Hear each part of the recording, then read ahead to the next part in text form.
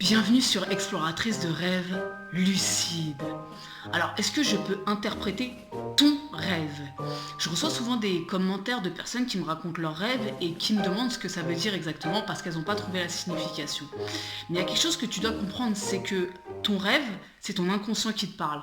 Donc il n'y a que toi qui peux décrypter ce qui s'est passé dans ton rêve. Quel est le message? Il n'y a que toi qui peux décrypter ça. Alors oui, il y a des grandes symboliques. Effectivement, si t'es un Indien né en Inde pour qui le singe est un animal sacré, ou si t'es un petit occidental pour qui le singe c'est Abu dans Aladdin, on est bien d'accord que c'est pas pareil. On n'a pas les mêmes symboliques en fonction des cultures dans lesquelles on vit. D'ailleurs, il s'appelle Abu, le singe dans Aladdin, je sais pas, bon bref, t'as compris quoi. En gros, on n'a pas les mêmes symboliques en fonction des pays et de la culture de laquelle on vient.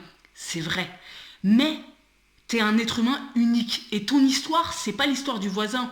Ça veut dire que même si tu vois un serpent à l'intérieur de ton rêve, bien sûr que le serpent représente symboliquement certaines choses en fonction des cultures, mais le serpent il va surtout représenter quelque chose pour toi en particulier. Si t'es issu d'une famille qui a élevé des serpents toute sa vie, ou si tu t'es fait mordre par un serpent quand t'étais enfant, ou si t'as regardé un film d'horreur avec des serpents quand t'étais petit, que ça t'a traumatisé, tu te doutes bien que ça va pas être tout à fait pareil. Si t'as une relation plutôt amicale avec le serpent, ou au contraire une relation de peur, c'est pas du tout pareil ce que le serpent il va représenter à l'intérieur de ton rêve.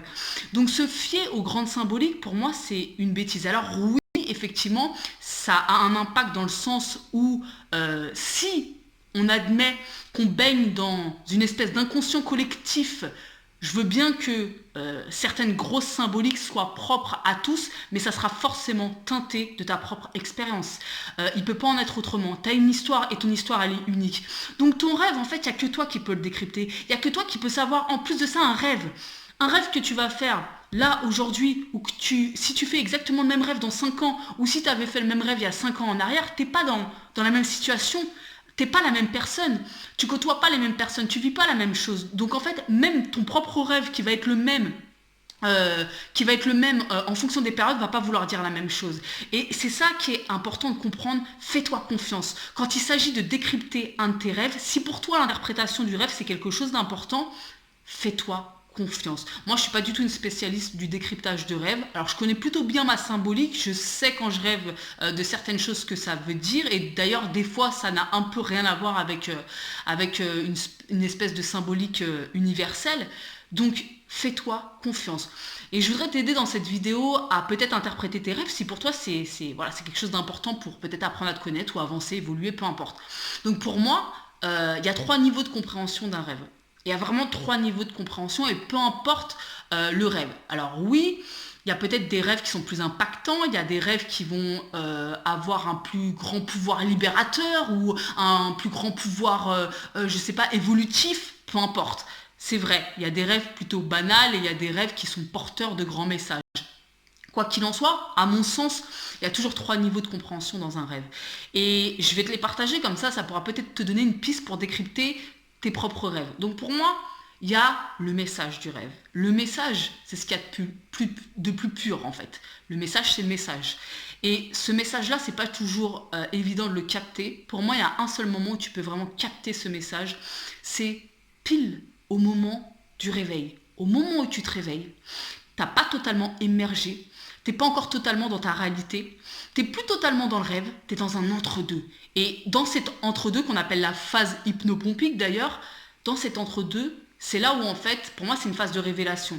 Quand je pose une question, moi le soir avant de m'endormir, je peux être sûr qu'au moment où je me réveille, au moment où j'émerge, c'est à ce moment-là qu'il va y avoir les meilleures prises de conscience, les plus grandes prises de conscience. Donc ce moment-là précisément, cette phase intermédiaire, c'est précisément celle-là où tu as le message qui est délivré de ton rêve. Alors parfois, c'est pas forcément un grand message, hein. C'est pas forcément un grand message qui va changer le cours de ta vie ou le cours de l'humanité, mais le message, il est là. Maintenant, on capte pas toujours cette phase. Parfois, malheureusement, on émerge trop rapidement, on part direct dans nos pensées, dans plein de choses, et on émerge trop vite, et on passe à côté du message. Ok, c'est pas grave. Un autre niveau, un peu moins profond. Je dirais que pour moi, le message, c'est le message, c'est ce qui est le plus profond, c'est le niveau le plus profond et c'est celui qui englobe surtout tout le reste. Un niveau un peu moins profond, c'est le niveau de la symbolique. Alors oui, niveau de la symbolique, tu peux t'orienter vers les grandes symboliques, comme je t'ai dit, universelles ou de ta propre culture, mais je t'invite vraiment à apprendre à connaître ton propre monde onirique pour apprendre à connaître ta propre symbolique à toi. Tu vas voir quand tu analyses tes rêves, il y a toujours des éléments qui reviennent, des événements qui reviennent, ou en tout cas des scènes qui peuvent changer, mais qui racontent un peu la même chose finalement. Et moi, je t'invite vraiment à connaître ta propre symbolique. Donc la symbolique, c'est quoi? C'est tout simplement, tu as un rêve, il se passe quelque chose, je sais pas, tu es en train de marcher dans la rue, soudainement, il y a un chien qui te traverse juste devant, et puis là, à ce moment-là, tu vois un hélicoptère au loin qui est en train de se cracher. Voilà, et puis tu commences à avoir peur, et puis là d'un coup tu vas te réfugier dans un magasin, il y a plein d'autres personnages, et puis tu te réveilles. Voilà, un rêve, on va dire, assez banal, qu'on peut plus ou moins tous vivre. Ce rêve-là, en fait, ce que tu vas faire avec la symbolique, c'est que tu vas te décortiquer. Où est-ce que tu étais? Dans quelle ville tu étais? Si c'est une ville que tu connais, qu'est-ce qu'elle représente cette ville-là pour toi? Si c'est une ville inconnue, ok. Le chien, qu'est-ce que représente le chien pour toi? Et puis, qu'est-ce que tu as ressenti au moment où il t'a coupé la route? Quel sentiment t'as ressenti? Est-ce que tu t'es senti d'un coup comme perdre une liberté ou oppressé? Ou qu'est-ce que tu as ressenti à ce moment-là? Et puis, qu'est-ce que ça représente l'hélicoptère pour toi? Et surtout, qu'est-ce que tu as ressenti au moment où l'hélicoptère il s'est craché? Etc., etc. En fait, tu vas décortiquer ton rêve. Tu vas prendre chaque symbole et tu vas, en prenant chaque symbole, pousser. Tu prends l'hélicoptère, qu'est-ce que ça représente l'hélicoptère? Ah, tiens, l'hélicoptère, j'ai toujours rêvé de faire un tour en hélicoptère, et puis c'est vrai qu'un jour j'ai vu ce documentaire où il y avait des journalistes qui partaient, je sais pas, voler au-dessus de la Namibie en hélicoptère, et puis suivre la faune, et puis ça me fait kiffer. En fait, tu vas te raconter une histoire en fait par rapport à l'hélicoptère, et en faisant ça, tu vas creuser, et tu vas peut-être pouvoir te rendre compte ce que représente pour toi vraiment l'hélicoptère. Et tu vois, l'hélicoptère, j'ai envie de dire, d'une personne à une autre, ça va représenter des choses totalement différentes. Bon, l'exemple que je viens de te donner, il est un peu foireux, mais t'as compris le délire. Tu vas décortiquer chaque élément de ton rêve. Alors à la fin, quand tu arrives à décortiquer tous les éléments de ton rêve, ce qui va se passer, c'est que tu vas pouvoir raconter une histoire, tu vas pouvoir en ressortir un message. Sauf que, et c'est là où pour moi le niveau symbolique, il est un peu bancal, c'est que, je donne souvent cet exemple. Par exemple, tu parles à quelqu'un, la personne te raconte sa journée, rien de compliqué, elle te raconte juste sa journée. Automatiquement, tu parles la même langue que cette personne, donc tu comprends le message de cette personne, tu sais exactement ce que cette personne elle est en train de te dire, tu n'as pas besoin d'analyser. Donc ça, c'est le message. Le niveau de la symbolique, pour moi, ce serait l'équivalent d'une personne en train de te raconter sa journée, et à la fin, tu vas prendre son discours, tu vas prendre chaque mot séparément, et tu vas aller chercher la définition dans le dictionnaire de chaque mot séparément. Donc à la fin, ce qui va se passer, c'est que tu vas avoir chaque mot, tu vas avoir la définition. Et avec toutes ces définitions, tu vas ressortir un message. Donc on est bien d'accord que ça va avoir quelque chose à voir avec ce qu'il te racontait, mais le message est totalement dénaturé, parce qu'en faisant ça, tu as décortiqué. Tu as décortiqué ce qui était pour toi évident à la base. Donc pour moi, ça, c'est la symbolique. Pour moi, c'est décortiquer son rêve par symbolique, c'est bancal. Mais c'est ok. Et puis en plus, il y a des gens qui sont passionnés par la symbolique. C'est pas mon cas, en fait. Donc forcément, moi, je ne m'y intéresse pas spécialement. Mais si toi, tout ce qui est lié au symbolisme, c'est quelque chose qui t'intéresse beaucoup, le symbolisme dans les différentes cultures, etc. Mais alors, je t'invite vraiment à foncer à fond dans cette exploration-là, carrément. Moi, c'est le niveau qui m'intéresse le moins. Moi, ce que j'aime, c'est le message, ou alors, c'est l'autre niveau, le niveau le plus superficiel, le plus en surface. C'est pas un problème, c'est pas du tout péjoratif quand je parle de superficialité. Donc, ce niveau-là, c'est le niveau du récit. Tout simplement, c'est le récit, l'histoire, qu'est-ce que ça racontait, sans se prendre la tête. Bon, voilà, ça racontait, tu marchais dans une rue, il y avait un chien qui passait, un hélicoptère, tu racontes juste l'histoire. C'est le niveau de l'histoire, il se passait quoi? Il se passait que tu marchais dans la rue, il y avait un chien qui te coupait la route et un hélicoptère qui se crachait. C'est juste l'histoire. Et pour moi, ce niveau-là, pourquoi il est très intéressant? Parce que pour moi, c'est un niveau qui connecte à la créativité.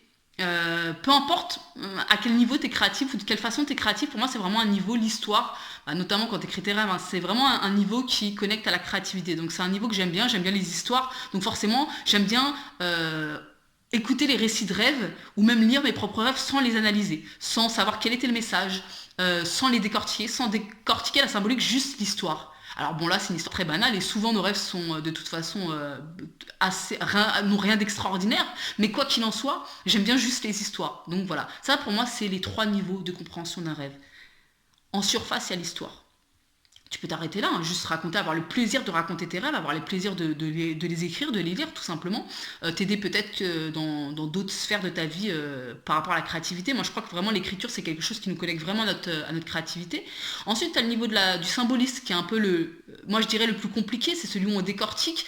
C'est un travail un peu de recherche quelque part. Moi voilà, ça me parle pas trop ce niveau-là. Puis après tu as tout simplement le pur message. Et finalement, j'ai envie de te dire, quand il y a vraiment quelque chose que tu es prêt sur lequel tu es prêt à avancer dans ta vie, et si ton travail il se fait vraiment à travers les rêves, ce qui est mon cas par exemple, depuis toujours, j'ai toujours demandé à ce que mon évolution se fasse en douceur à travers mes rêves. Et c'est exactement ce que je vis depuis des années. Et en fait, quand il y a vraiment un message que tu dois entendre, comprendre, voilà, peu importe, je pense que tu le sais. En te réveillant, quel rêve est intéressant de regarder de plus près et tu sais quel est le message d'un rêve important finalement, je pense vraiment. Donc où est-ce que je vais en venir dans cette vidéo? Un rêve, il n'y a que toi qui peux le décortiquer. Même un livre d'interprétation de rêve ne pourra jamais interpréter ton propre rêve. Ne tombe pas dans ce piège-là. Parce que c'est facile de tomber dans un piège d'aller chercher la signification de ci et ça. Déjà, tu as beaucoup de contradictions par rapport à ça, parce que je pense que même si les auteurs, c'est des personnes qui ont beaucoup étudié l'inconscient, etc., l'inconscient collectif, blabla, etc., t'es unique en fait, donc fais-toi confiance. S'il y a un message que tu dois vraiment retenir, je suis persuadée que tu le sauras et tu le comprendras. Pour moi, c'est une évidence. Et là, on en revient à te faire confiance.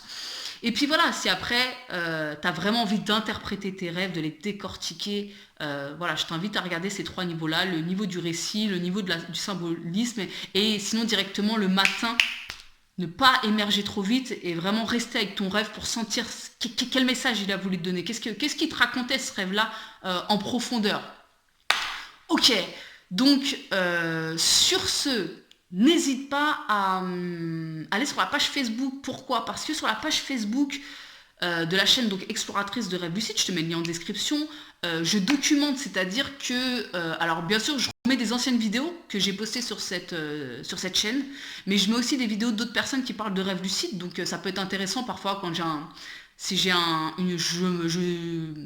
mate une vidéo qui est intéressante par rapport au rêve lucide, en tout cas qui m'a interpellée, ou si je lis un article, je te partage ça sur Facebook, donc ça peut être intéressant. Et n'hésite pas non plus à aller sur la page Insta, sur laquelle je vais mettre de plus en plus des petites vidéos un peu inédites, voilà, des choses que je peux partager sur cette chaîne, mais voilà, un petit peu plus condensé. Donc voilà, n'hésite pas non plus, si tu veux me parler en privé, privilégie Instagram plutôt, parce que pour moi c'est moins naturel d'aller sur les messages Facebook, c'est un peu plus la galère je trouve. Donc voilà, privilégier Insta ou alors mon adresse mail, tout est en description. Et sur ce, on se retrouve bientôt pour une nouvelle vidéo. Ciao.